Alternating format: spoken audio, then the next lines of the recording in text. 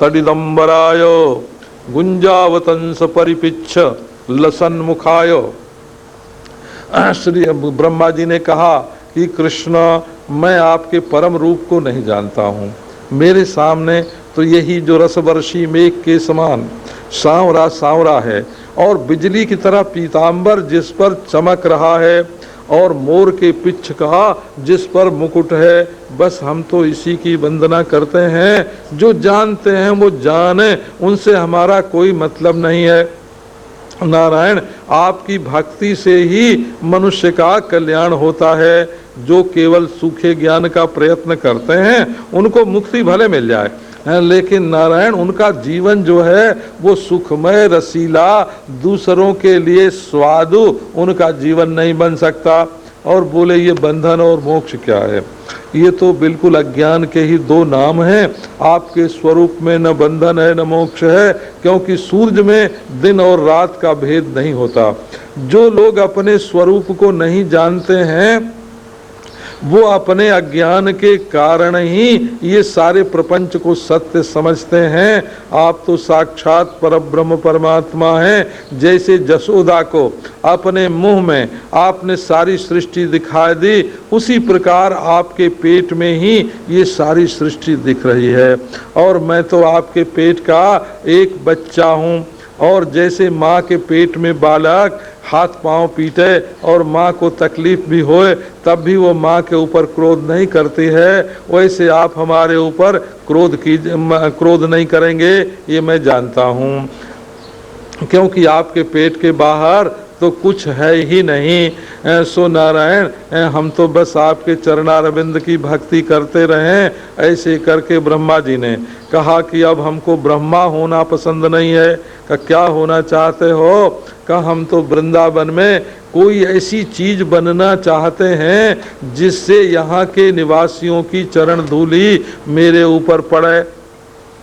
तद भूरि भाग्यमिह जन्म किमप्यटव्याम यद गोकुलेपि कतमांघ्रिरजोभिषेकम यज्जीवितं तु निखिलम भगवान मुकुंदस्त्वद्यापि यत्पदरजः श्रुति मृग्यमेव।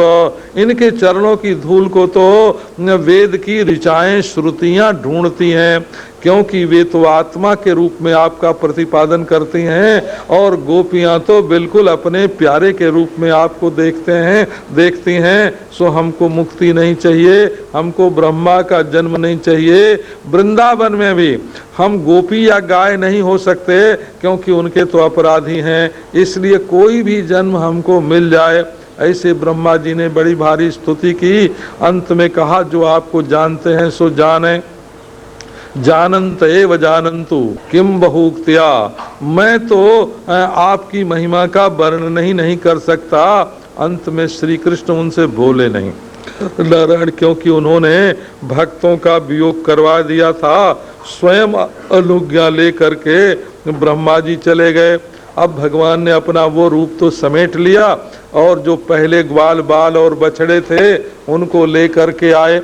अब महाराज उन लोगों ने देखा घासुर का चाम, बोले अरे ये तो जैसे जीवन मुक्त पुरुष जो हैं वो आत्मस्वरूप ब्रह्म स्वरूप होने पर भी शरीर के साथ विहार करते हैं, शरीर में रहते हैं।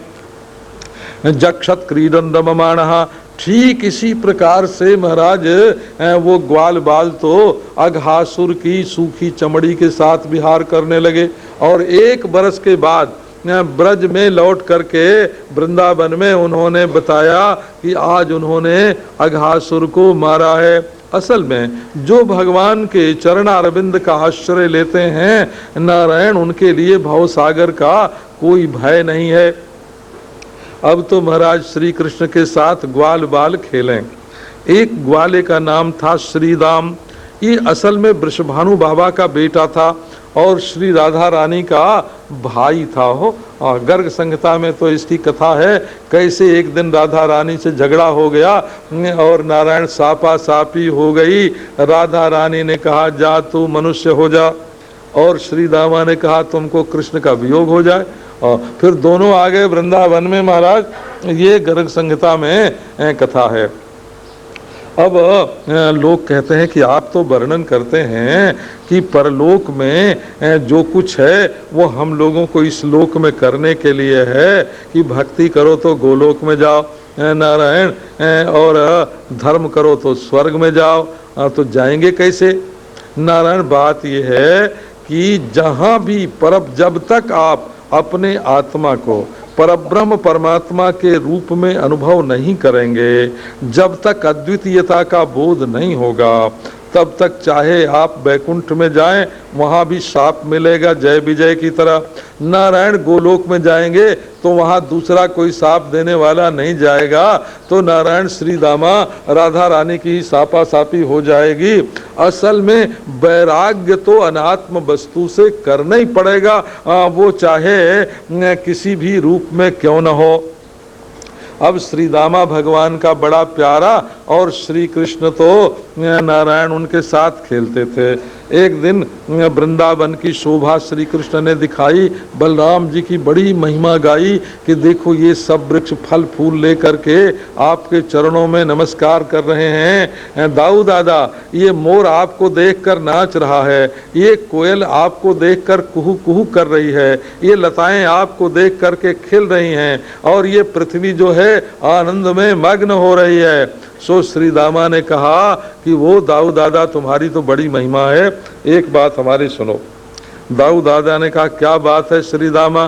का बात यह है कि यहाँ से थोड़ी दूर पर एक ताल वन है, नारायण ताल वृक्ष का वन है। ये जैसे हम लोग यहाँ देखते हैं बड़े बड़े नहीं, वो दिव्य ताल के वृक्ष महाराज, रंगून से और जापान से जब छोटे छोटे ताल के वृक्ष आते हैं, ऐसे उनके ताल के फल आते हैं, ऐसे मीठे मीठे फल होते हैं महाराज, ऊपर से काले और भीतर से ऐसा स्वच्छ सफेद मीठे नारायण निकलते हैं कि जीभ पर पानी आ जाए उनको खाने के लिए।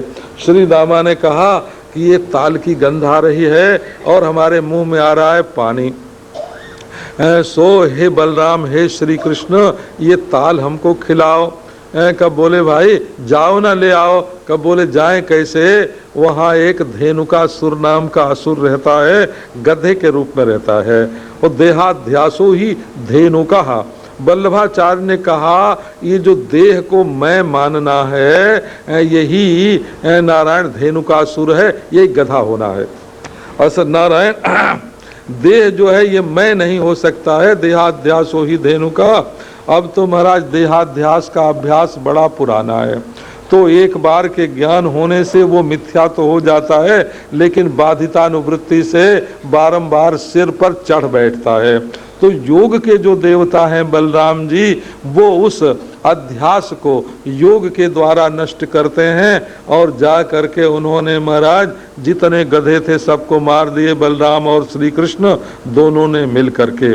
क्योंकि ज्ञान युक्त योग ही जो है वो उनकी प्रतीति को वस्तुतः मिटाने में समर्थ है। अब ये ताल फल क्या है? कहे तो तार का फल है, रलयो रभेदा।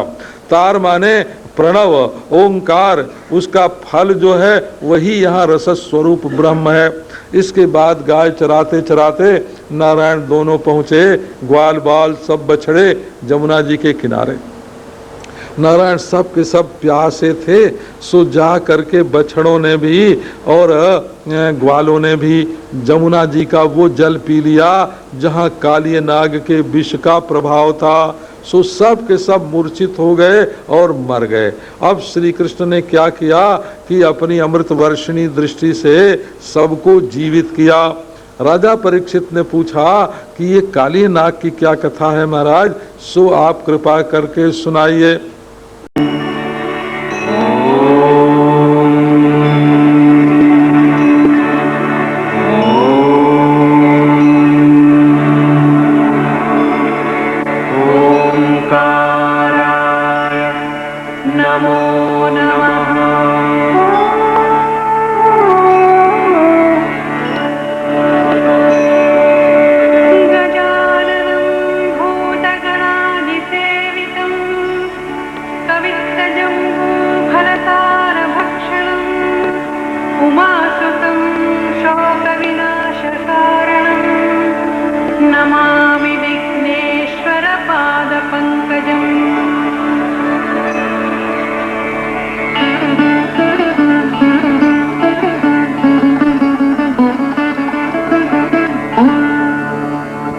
या कुन्देन्दुतुषारहारधवला या शुभ्रवस्त्रावृता या वीणावरदण्डमण्डितकरा या श्वेतपद्मासना या ब्रह्माच्युतशङ्करप्रभृतिभिः देवैः सदा वन्दिता सा मां पातु सरस्वती भगवती निःशेषजाड्यापहा।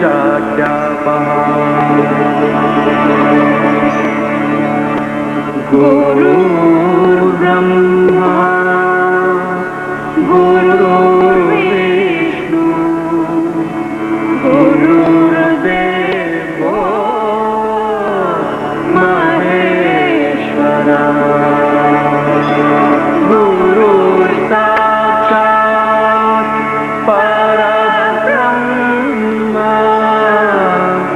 तस्मै श्री गुरवे नमः।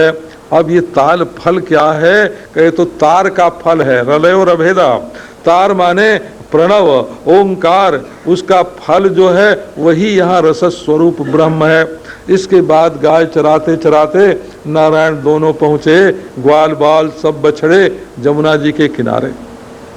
नारायण सब के सब प्यासे थे, सो जा करके बछड़ों ने भी और ग्वालों ने भी जमुना जी का वो जल पी लिया जहाँ कालिय नाग के विष का प्रभाव था। सो सब के सब मूर्छित हो गए और मर गए। अब श्री कृष्ण ने क्या किया कि अपनी अमृत वर्षिणी दृष्टि से सबको जीवित किया। राजा परीक्षित ने पूछा कि ये कालिय नाग की क्या कथा है महाराज? सो आप कृपा करके सुनाइए। अब नारायण श्री वल्लभाचार्य जी महाराज ने इस प्रसंग में बताया, कालियः इंद्रियाण्याहुः विषयास्तद विषम स्मृतम।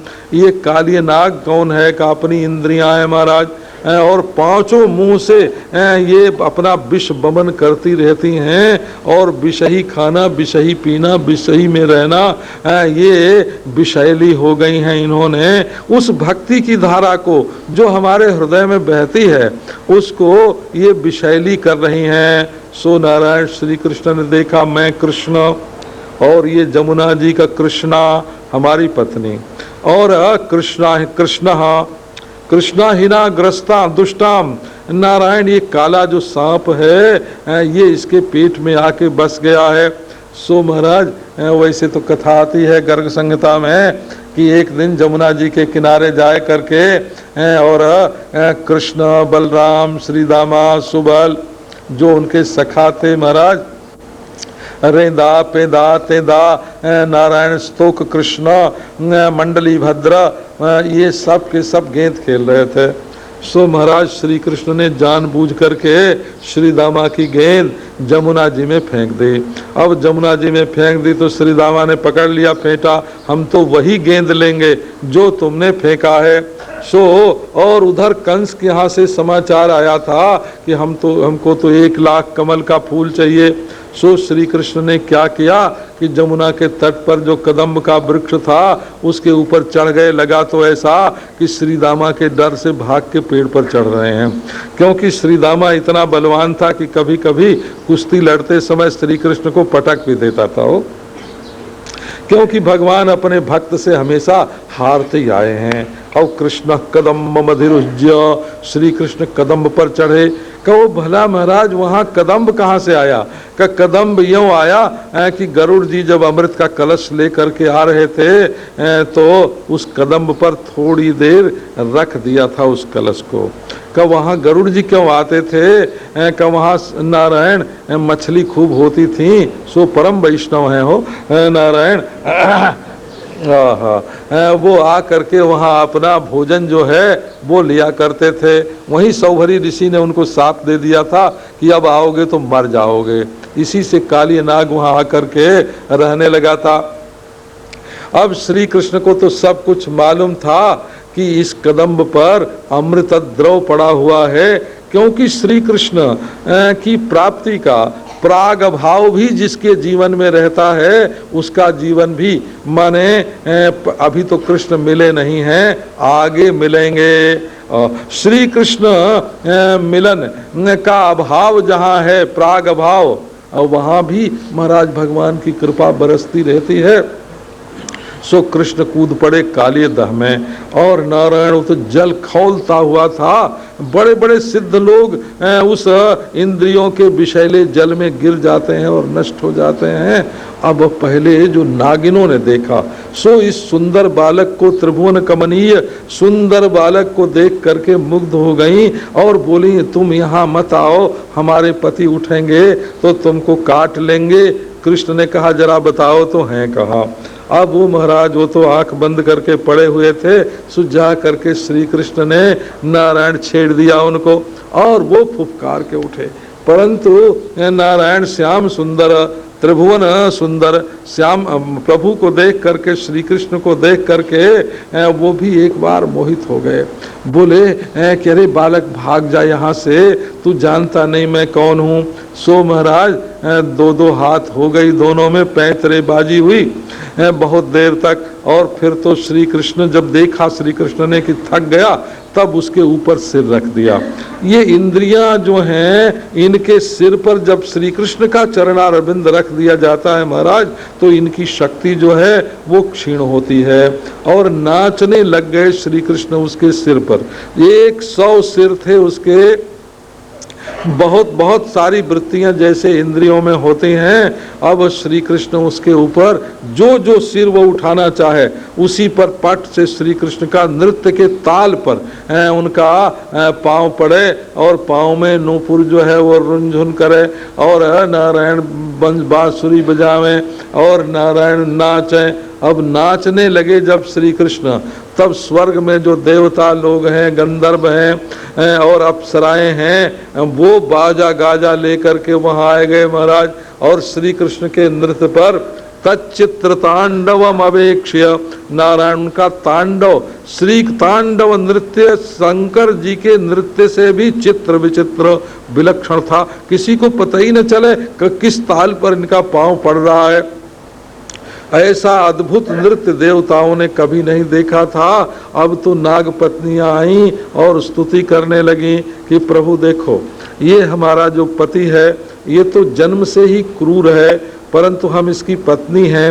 यदि ये मर जाएगा तो हम विधवा हो जाएंगी। पति प्राण प्रदीयताम, ये हमारा पति तो हमारा प्राण है। आप हम लोगों के मारने की हत्या मत लीजिए और हमारे बच्चों को अनाथ मत कीजिए। अब महाराज श्री कृष्ण ने उनकी प्रार्थना सुनी और उधर काली नाग के मुंह से तो रक्त निकलने लगा और भगवान के चरणों पर जैसे लाल लाल फूलों की वर्षा हो रही है ऐसे होने लगी। सो थक के वो बेहोश हो गया। श्री कृष्ण ने छोड़ दिया उसको। अब छोड़ दिया तो थोड़ी देर में काली नाग होश में आया और उसने महाराज श्री कृष्ण से कहा कि सुनो, तुमने हमको सताया तो बहुत, नाच नाच के हमारे सिर पर, लेकिन हमारे एक प्रश्न का जवाब दो। प्रश्न ये है कि तुमने ये सृष्टि बनाई कि नहीं। कृष्ण ने कहा हाँ भाई, बनाई तो मैं नहीं है। कि जब तुमने सृष्टि बनाई तो सांप तुमने बनाया कि नहीं। कि मैं नहीं बनाया। कि उनके मुंह में जहर तुमने डाला कि नहीं। कि डाला। अब उसमें जहर में जो मारने की शक्ति है सो तुमने दी कि नहीं। कि दी है। तो सांप में जो ओज है, बीर्ज है, नारायण जो विष है, जो मारण शक्ति है, वो सब तुम्हारी दी हुई है कि नहीं। का है। कब अनुग्रहम निग्रहम बा, देखो हमारा क्या दोष है, तुमने हमको ऐसा बनाया है, हम जहर फैलाते हैं, काटते हैं। अब चाहे तुम हमको सजाए दो और चाहे हमारे ऊपर कृपा करो, ये बिल्कुल तुम्हारे हाथ में है। अब तो काली नाग के तर्क के सामने महाराज श्री कृष्ण की बोलती बंद हो गई। चुप हो गए हो, चुप हो गए। और नारायण बोले कि देखो जी, तुम हमारी पत्नी है जमुना, उसके पेट में रहते हो, इसलिए हमारे बेटे तो लगते ही हो, बच्चे हो हमारे, तो मैं तुमको मारूंगा नहीं। बाप अपने बच्चे को कैसे मार सकता है, लेकिन अब तुम यहाँ मत रहो। और तुम जिस रमणक द्वीप में पहले रहते थे और जिस गरुड़ के डर, नारायण, जिस गरुड़ के डर से भाग के आए थे, अब वो गरुड़ तुमको कोई नुकसान नहीं पहुंचावेंगे, क्योंकि मेरे चरणों की मुहर तुम्हारे सिर पर लग गई है।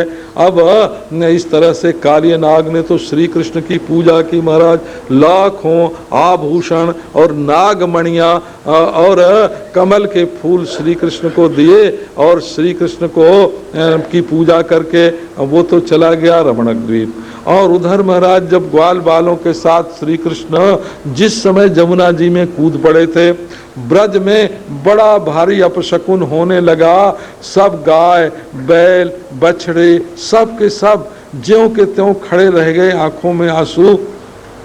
नारायण ब्रज में जो लोग थे वो दौड़े दौड़े आए कि श्री कृष्ण कहाँ हैं, और श्री कृष्ण की ये दशा देख करके तो सब के सब बड़े दुखी हुए और जमुना में प्रवेश करने जा रहे थे। सो बलराम जी जो हैं वो तो श्री कृष्ण के बल को, शक्ति को, प्रभाव को प्रभावज्ञोनुजस्य सहा वो तो जानते हैं, सबको उन्होंने रोक लिया।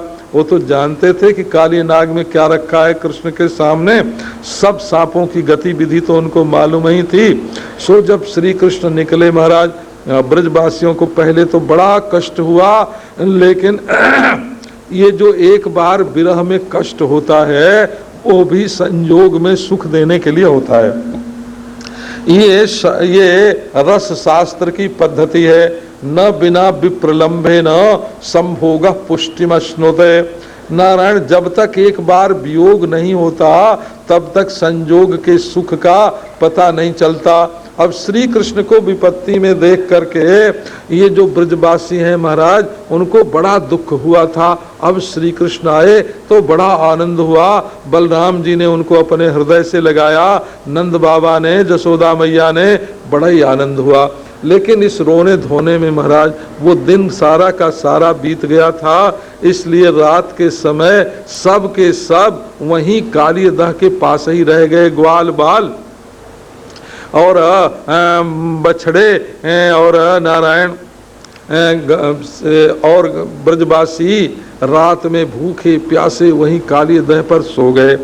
अब अग्नि देवता ने ये विचार किया कि ये जब सवेरे उठेंगे तो तुरंत यहाँ कुछ खाएंगे पिएंगे, पर सब जहरीला हो गया है। सो उन्होंने आ करके वहाँ आग लगा दी, सब का सब जलने लग गया।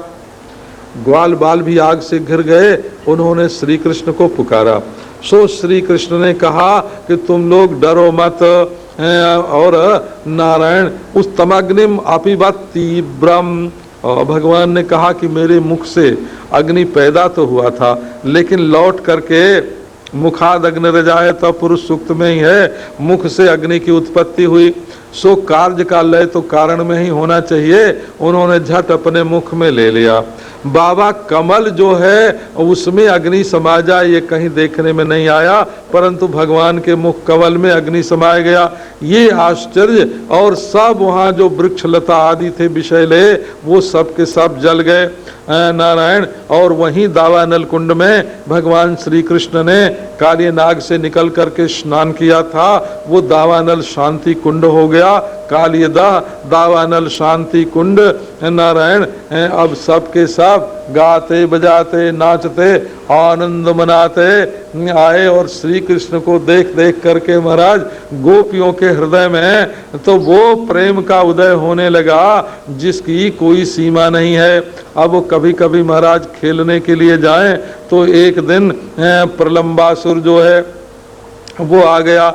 बलराम जी अब श्री कृष्ण से उसने प्रस्ताव किया कि हमको मित्र बनाओ। अब जो कृष्ण से कहे कि हमको मित्र बनाओ तो कैसे न बनावे, बना लिया। लेकिन पहचानते थे कि ये तो हमारे कंस मामा का आदमी है, कुछ न कुछ उपद्रव करेगा। सो दो पार्टी बना दी और बलराम जी को वो ले करके जब आगे बढ़ा तो बलराम जी ने एक घूसा मारा और उसके प्राण निकल गए। ये महाराज ये प्राणों की जो गति है ये भी कभी कभी दुखदाई होती है, उसको जोगाचार्य बलराम जी ही वश में करते हैं। इसके बाद महाराज एक दिन ग्वाल बाल खेल रहे थे, सो एक असुर जो है नारायण दावाग्नि बन करके आया ईशिक वन में, मुंजा वन में, और वहाँ आग लग गई, गौएं घिर गई, चिल्लाने लगी। ग्वाल बालों ने भी पुकारा कि श्री कृष्ण आओ हम लोगों को बचाओ। सो श्री कृष्ण ने सबकी आंख बंद कर दी और उस आसुर अग्नि को भी भगवान श्री कृष्ण पी गए। इस तरह की लीला ब्रज में भगवान श्री कृष्ण कर ही रहे थे कि वर्षा ऋतु आई। नारायण वर्षा ऋतु का वर्णन बड़ा ही सुंदर किया हुआ है इसमें, और उसमें एक दृष्टांत है मनुष्य के जीवन का, तो एक दृष्टांत है महाराज वर्षा ऋतु का। वर्षा ऋतु का वर्णन है और मनुष्यों के जीवन में जो गुण दोष होते हैं उसके दृष्टांत हैं। जैसे रामचरितमानस के किष्किंधा कांड में गोस्वामी तुलसीदास जी ने वर्षा ऋतु का वर्णन किया है, वो प्रायः भागवत से ही लिया हुआ है। अब आगे चल करके शरद ऋतु आई, सो शरद ऋतु का बड़ा सुंदर वर्णन। जब श्री कृष्ण नारायण वर्षा ऋतु में गाय चराने के लिए जाएं, वर्षा होने लगे तो कहीं पेड़ के किसी खोडर में खड़े हो जाएं नारायण, और कहीं कंबल ओढ़ लें, और कहीं गोवर्धन की गुफा में चले जाएं, और भोजन आवे तो नारायण धुले धुलाए पत्थरों पर नारायण अपनी छाक रख करके ग्वाल बालों के साथ भोजन करें, और गौएं जो हैं वो घास हरी हरी चरें, उनका पेट जल्दी भर जाए, और थन बड़ा बड़ा लटकता हुआ चले, और दूध की धारा जो घासों पर गिरे सो महाराज तुरंत खट्टी घास पर गिरने पर दही की तरह जम जाए। अब ग्वाल बाल जो है महाराज वो घास पर से दही चाट चाट के खाया करते थे। वहाँ दूध और दही की तो नदी बहती थी, और शरद ऋतु में सब स्वच्छ हो गया, निर्मल हो गया। अब शरद ऋतु में क्या हुआ, नारायण वर्णन करते हैं, इत्थम शरद स्वच्छ जलम पद्माकर सुगंधिना निविशद्वायुना वातम सगो गोपालकोच्युतः। अब भगवान जो है श्री कृष्ण गायों के साथ और ग्वाल बालों के साथ कहाँ प्रविष्ट हुए का वृंदावन में। वृंदावन कैसा कि शरद ऋतु के कारण वहाँ जल स्वच्छ थे, निर्मल जल चारों ओर था। जलम का अर्थ जलम भी होता है नारायण। शरद जो है नारायण शरवत आचरती, शर शब्द से शरद को बना ले, ऋतु का वाचक न करें। नारायण शरती जैसे इंद्रती नारायण जैसे इंदवती, इस प्रकार शरती इति शरद। महाराज भगवान के वियोग में जो बाण लगने के समान पीड़ा देने वाली है, उसने देखा कि अब भगवान का संजोग होने वाला है, तो सारी जड़ता को स्वच्छ कर दिया। और वहाँ महाराज सरोवर, उनमें कमल खिले हुए, पद्माकर सुगंधिना, जैसे पद्मा ने स्वयं लक्ष्मी ने आकर अपने हाथों की सुगंध सब जगह भर दी हो। अब तो महाराज श्री कृष्ण शीतल मंद सुगंध वायु बह रही थी, और श्री कृष्ण ने उसमें प्रवेश किया। जहाँ देखें महाराज चारों ओर बड़े सुंदर सुंदर वृक्ष हैं। कुसुमित बनराजी सुष्मि भृंग द्विज कुल घुष्ट सरसरिन महीध्रम मधुपति रवगाह्य चारयन गाह सह पशुपाल बलश्चुकूज वेणुम। नारायण है, अब भगवान ने जो प्रवेश किया, खिले हुए फूल हैं सब वृक्षों पर, और भौरे जो हैं वो मतवाले होकर के मंडरा रहे हैं। सुष्मि भृंग द्विज कुल घुष्ट, और ये 5 भाव के नए नए रंग वाले वृक्ष हैं, और उन पे फूल हैं, और भक्त लोग मतवाले होकर भौरे की तरह गुंजार कर रहे हैं, और ब्राह्मण लोग जो हैं वो पक्षी के रूप में वेद पाठ कर रहे हैं। द्विजकुल घुष्ट सरसरिन महीद्रम, महात्माओं के हृदय के समान निर्मल वहाँ सरोवर हैं, और जैसे गोपियों की मनोवृत्ति श्री कृष्ण की ओर दौड़ती है, वैसी नदी की धारा है। और जैसे भक्त के हृदय में दृढ़ता होती है, अपनी निष्ठा होती है, वैसे निष्ठा के रूप में पहाड़ हैं। यही वृंदावन का स्वरूप है। वहाँ पर्वत के समान दृढ़ निष्ठा है और वहाँ नदी के समान मनोवृत्ति का श्री कृष्ण की ओर प्रवाह है और वहाँ सरोवर के समान निर्मलता है। अब श्री कृष्ण ने वहाँ प्रवेश किया। श्री कृष्ण के लिए यहाँ मधुपति शब्द का प्रयोग आया हो। मधुवंशियों के स्वामी हैं, गाय चराना उनका काम थोड़ी है। अब बाबा मधुपति हैं माने बसंत ऋतु हैं, ऋतुराज हैं, तो जैसे ऋतुराज बसंत वन में प्रवेश करते हैं वैसे किया। अथवा मधुपति हैं माने जैसे कोई मधु पिलाने वाला साकी हो महाराज, इस तरह से सबको अपने मधु रस का पान कराने के लिए उसमें प्रवेश किया और बांसुरी बजाई। जब बांसुरी बजाई श्री कृष्ण ने, अद्भुत हो गया महाराज। उसको तो औरों ने सुना सो सुना, जब गोपियों ने सुना तो उनके हृदय में इतनी तीव्र वासना उठी श्री कृष्ण के प्रेम की और मिलन की कि वो तो नारायण कुछ बोल ही न सके, चुप उनकी बोलती बंद हो गई। फिर थोड़ी देर के बाद सावधान होकर के उन्होंने देखा ध्यान से कि इस समय श्री कृष्ण कहाँ हैं। अरे श्री कृष्ण की पूरी झांकी गोपियों के हृदय में उपस्थित हो गई। बरहा पीडम नटवर वपुः कर्णयो कर्णिकारम बिभ्रद्वासः कनक कपिशम वैजयंतीं च मालाम रंध्रान वेणोरधर सुधया पूरयन् गोपवृंदैर वृंदारण्यम स्वपदरमणम प्राविशद गीत कीर्ति। वो मोर की पूंछ, पिच्छ मयूर का उसका मुकुट लगाए हुए हैं। एक दिन श्री कृष्ण गोवर्धन की तलहटी में नारायण गान कर रहे थे, राधा राधा राधा। अब मोर आ गया, सो मोर नाचने लगा और इतनी देर तक वो नाचता रहा और कृष्ण गाते रहे कि अंत में मोर की पांख टूट के गिर पड़ी। तो श्री कृष्ण ने कहा, ओहो हमारे संगीत पर प्रसन्न होकर के तुमने ये पुरस्कार दिया है, और उठाकर अपने सिर पर लगा लिया। वही मोर मुकुट हो गया हो भगवान का। बर्हा पीडम नटवर बपुः, कहीं शरीर में खड़िया लगी हुई है, कहीं पत्ता बंधा हुआ है, कहीं गेरू लगा हुआ है। नटवर, नटराज का जैसे शंकर जी का नृत्य होता है वैसा नृत्य करने के लिए नटवर बपु हैं। अथवा नटवद बरवच्च बपुर जस्य, नट के समान भी हैं और दूल्हे के समान भी हैं।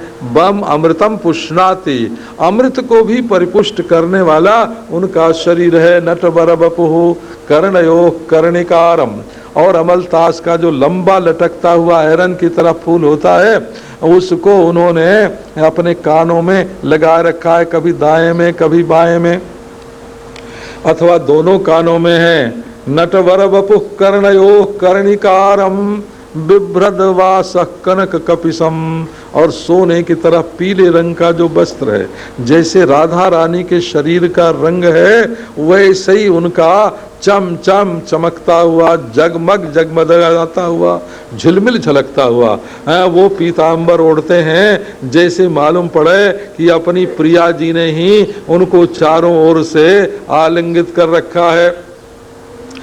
सो कनक कपिशम वैजयंतीं च मालाम, घुटनों तक लंबी माला और नारायण 5 रंग के पुष्पों से बनी हुई अथवा नवरत्नों से बनी हुई अपने गले में, जिसके ध्यान मात्र से ही मनुष्य विकारों पर विजय प्राप्त कर लेता है, वो माला धारण किए हुए हैं। माँ लीयते जस्याम सा माला, उसमें तो लक्ष्मी जी लीन रहती हैं, उसमें प्रमा लीन रहती है, उसमें शोभा लीन रहती है। और रंध्रान वेणोरधर सुदया पूरयन गोप वृंदई। अब महाराज ये वेणु है, बांस है, बांस। एक दिन श्री कृष्ण राधा राधा राधा बोल रहे थे और गा रहे थे खूब आनंद से गोवर्धन की तलहटी में। तो गाते तो थे राधा राधा, लेकिन लोगों को मालूम पड़ता था धारा धारा, कि ये धारा धारा बोलते हैं और जमुना जी की धारा इनको बड़ी प्यारी है, परंतु वो धारा धारा बोलते बोलते राधा राधा हो जाता था। ऐसे प्रेम से गाय रहे थे कि सरस्वती जी मोहित हो गईं और आ करके हाथ जोड़ के सामने खड़ी। जब श्री कृष्ण की आंख खुली तब उन्होंने प्रार्थना की कि श्याम सुंदर हमको स्वीकार करो। सो उस समय राधा के ध्यान में मगन थे कृष्ण, उन्होंने कह दिया हट, और जो हट कहा तिरस्कार हुआ, सो सरस्वती जी जड़ हो गईं और जड़ हो करके ब्रज में बांस बनी। बांस वृक्षों में कोई बहुत अच्छी जाति नहीं मानी जाती। अब महाराज वो बांस को भी फिर उसका जो सिर था वहाँ से उसको अलग करना पड़ा, काटना पड़ा, और उसके जो और उसमें जो शाखाएं थीं वो काटनी पड़ी और उसमें छेद करना पड़ा और उसको सेंक करके आग में सेंक के सीधी करनी पड़ा और नारायण उसमें छेद बनाने पड़े और वही बांसुरी बन करके बांस जो है वो कृष्ण के पास आया और उसको उन्होंने कहा भाई सरस्वती की वासना है, आओ इसको अधरामृत पिलावें। अब नारायण उसके छेद पर छेद, मैं क्षुद्र वंश की बंसी हूँ, छिद्रों से भरा हुआ है तन, और महाराज उस वेणु के छिद्र में भगवान अपना अधरामृत पिला रहे। देखो इससे मालूम पड़ता है कि यदि जीव चाहे तब तो उसको जरूर मालूम पड़ता है। और गोप वृंद जो हैं वो श्री कृष्ण की कीर्ति का गान कर रहे और वृंदारण्य में भगवान श्री कृष्ण प्रवेश कर रहे। वृंदारण्यम स्वपद रमणम, जगह जगह श्री कृष्ण के चरणों के चिन्ह है। राधा रानी के स्वस्या पदई अंकितई रमणम, राधा रानी के चरणों के चिन्ह है। स्वपदाद ब्रह्मणोपि रमणम, और ब्रह्म रूप से भी ये ज्यादा रमणीय है क्योंकि वहां तो शांति ही शांति है और विषयों में विषय भोग ही विषय भोग है। लेकिन ये जहाँ बंसी ध्वनि बजती है और जहाँ नारायण ये अरण्य, नारायण जहाँ कोई रण है ही नहीं जो शरण्य है, नारायण ऐसे शरण्य अरण्य वृंदावन में जब भगवान श्री कृष्ण विचरण करते हैं महाराज, तो जो ब्रह्मानंद है शांत, उसमें तो विषय सुख नहीं है, और जो विषय सुख है वो विक्षिप्त है, उसमें शांति नहीं है, ब्रह्मानंद है। नारायण ये वेणु क्या है, कब बश्च इश्च वयौ ब्रह्मानंद विषयानंदौ तौ अणु जस्मात् असौ वेणु। नारायण ब्रह्मानंद और विषयानंद दोनों को फीका करके ये बांसुरी बजती है महाराज और संपूर्ण विश्व को रसमय बना देती है। अब नारायण ये बांसुरी बजाई, जब बांसुरी बजाई तब गोपियों ने कहा बस बस, हमारे जीवन का फल तो यही है। आंख मिली किस लिए? आंख से ब्रह्म तो दिखता नहीं, ध्यान भी होता नहीं।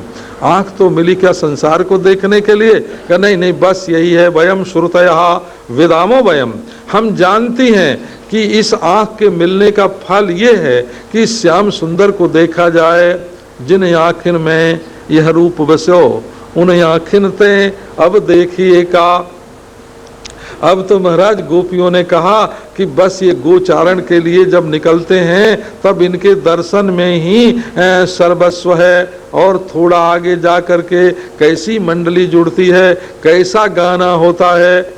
महाराज हरिणियाँ धन्य हैं, यद्यपि वो पढ़ी लिखी नहीं है, मूर्ख हैं, लेकिन अपने पति कृष्ण सार मृगों के साथ जा करके कृष्ण का दर्शन करती हैं। गौएं देखो धन्य हैं, वो जब कृष्ण की बंसी सुनती हैं तो उनकी आंखों में आंसू आ जाते हैं और उनके मुंह में जो घास है उसको न उगलती हैं न निगलती हैं। शरीर में रोमांच होता है, हृदय में कृष्ण का दर्शन होता है, मगन हो जाते हैं।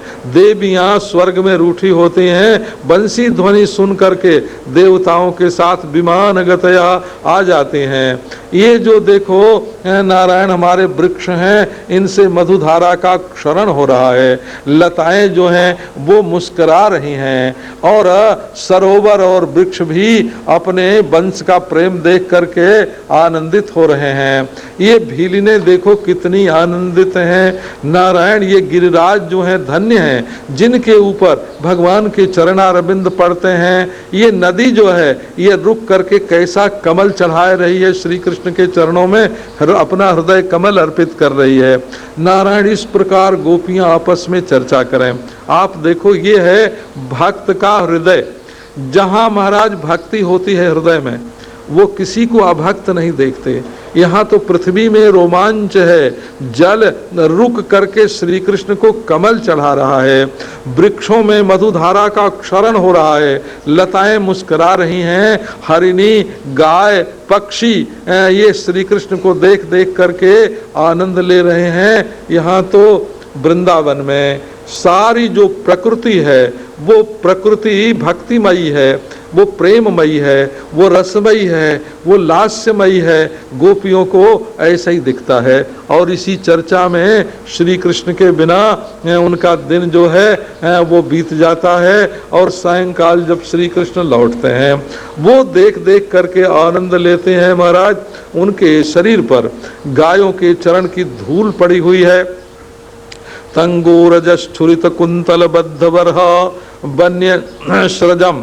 नारायण, अब श्री कृष्ण ने गाय के धूलों का तो पाउडर लगा रखा है, गाय के चरणों के धूल का, और काले काले बादलों पर धूल ऐसी सफेद सफेद लगती है जैसे खूब घनी बदली हुई आसमान में, और नीचे से पतले पतले बादल उड़ रहे हों, ऐसी शोभा होती है। सो देख करके गोपियां जो हैं वो मधुपान करने के लिए, रसपान करने के लिए व्याकुल हो जाती हैं और पी पी करके आनंद लेती हैं। अब ये हुआ बाबा कि ये जो आनंद है ये हमको मिलना चाहिए। तो और गोपियों को तो आशा थी कि श्री कृष्ण हमको जरूर मिलेंगे, लेकिन जो नंद गांव की गोपियां थीं, कई गांव में पैदा होने के कारण, नंदक ग्राम में पैदा होने के कारण उनके मन में शंका थी कि हमको मिलेंगे कि नहीं मिलेंगे। तो नंद व्रज कुमारिका चेरुर हविष्यम भुंजाना, उन्होंने व्रत किया। जैसे राम सा बर और लक्ष्मण सा देवर पाने के लिए आज भी लड़कियां जो हैं वो व्रत का अनुष्ठान करती हैं, वैसे नंदगांव की गोपियों ने अनुष्ठान किया। क्या किया?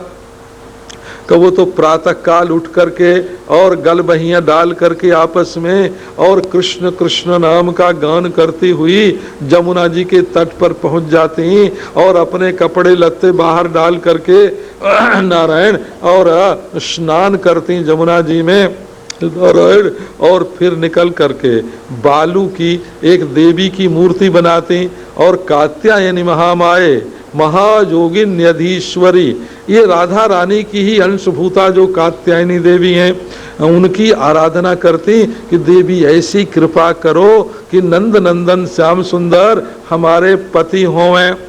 सो महाराज पूरे मार्गशीर्ष महीने में, मगशिर महीने में उन्होंने ये अनुष्ठान किया। जब उनका महीना पूरा होने पर आया तो एक दिन भगवान श्री कृष्ण ग्वाल बालों के साथ महाराज प्रातः काल ही उठ के और जमुना जी के तट पर पहुंच गए। उनके भाइयों को भी साथ ले गए थे। हो ये कोई गड़बड़ की बात नहीं थी, लेकिन उन्होंने जो अपने कपड़े लत्ते बाहर फेंक दिए थे, किनारे पर डाल दिए थे और नंगी होकर नहा रही थी, सो सब कपड़े उठा करके पेड़ पर चढ़ गए। अब तो महाराज गोपियां जो हैं वो हाथ जोड़े पानी में से कि हमारे कपड़े जो है लौटा दो। अब तो वो हंसी में आग मजाक में आ गए। आप लोग इसको नारायण दूसरी बात नहीं समझना। अभी तो श्री कृष्ण की आयु कोई 6-7 बरस की है, तब जैसे बालक लीला करते हैं, खेलते हैं, वैसा ये खेल है लौकिक दृष्टि से। और पारमार्थिक दृष्टि से ये है कि जब तक महाराज चीर हरण नहीं होता तब तक रसास्वादन नहीं होता है। वेदांती का जब तक आवरण माने पर्दा फटता नहीं है तब तक आत्मा और ब्रह्म की एकता नहीं होती है। माँ जब तक अपनी छाती पर से वस्त्र न हटावे तब तक बच्चा उसका दूध नहीं पी सकता। और पति पत्नी महाराज जब तक निराभरण नहीं हो तब तक श्रृंगार रस का भी आस्वादन नहीं हो सकता।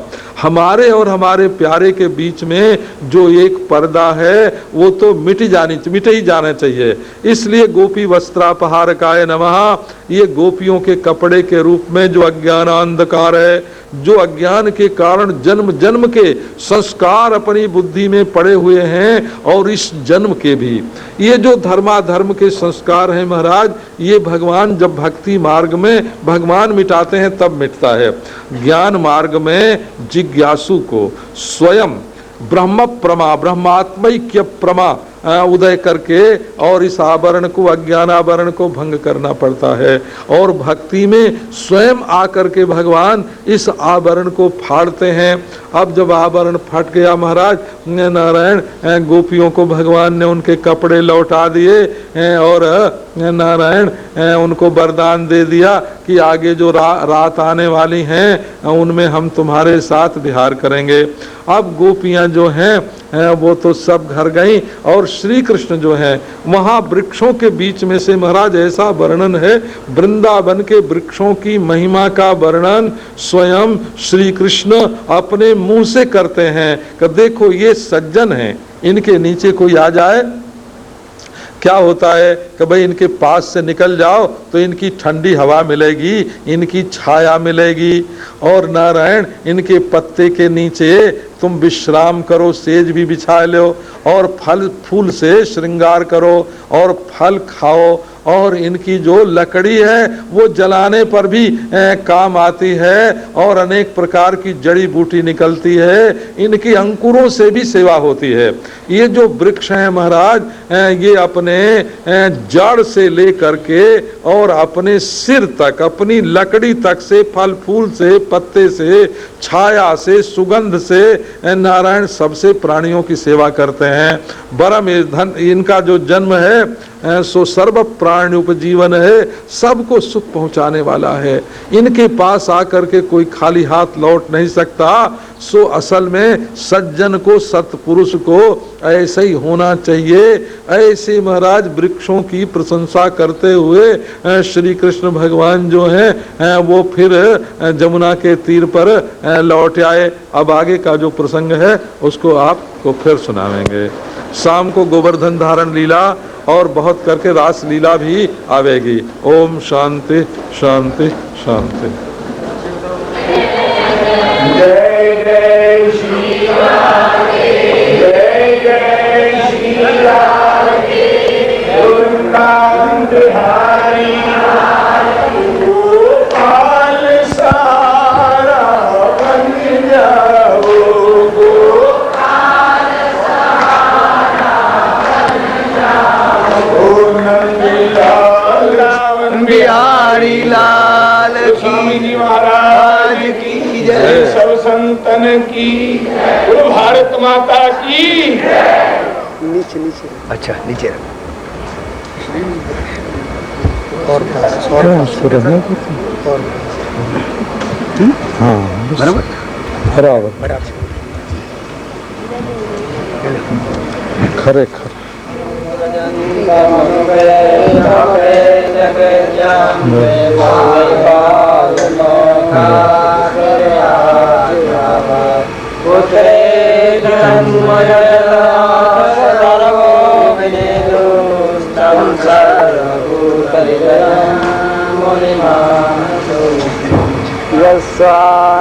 यस्वानुभावमखिला श्रुतिसारमेको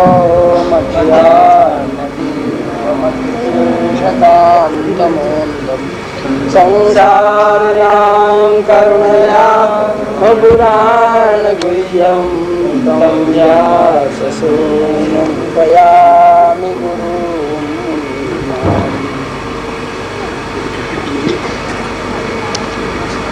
नारायण नारायण नारायण।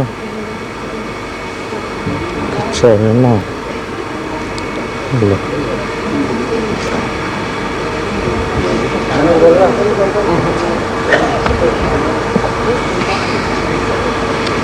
चलो भाई।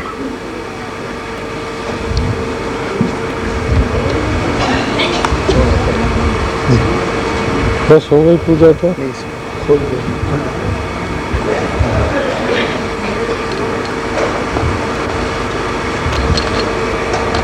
हाँ।